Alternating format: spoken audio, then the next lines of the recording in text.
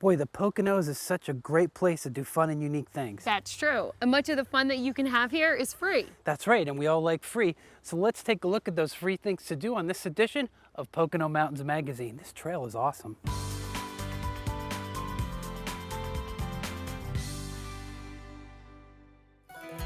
The peacefulness here at the Dorflinger Suydam Wildlife Sanctuary is so relaxing. Hank, what can people expect when they come?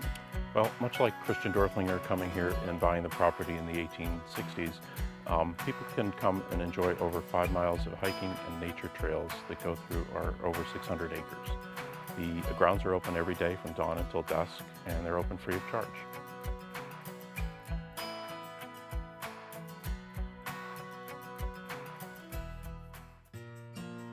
We're here at the Pocono Environmental Education Center with Jeff. He's going to tell us about great adventures.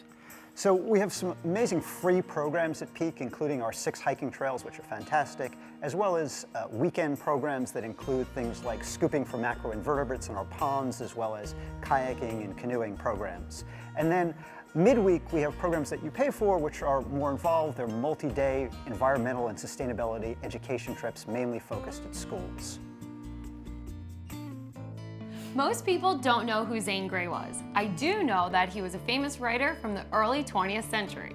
Absolutely. So we're here at the Zane Grey Museum in Lackawaxen, Pennsylvania, and it's a great place for people to come learn about the Western writer, and he was an avid fisherman. There's a number of artifacts that we have on display that people can come and look at, and in fact, it is a free museum.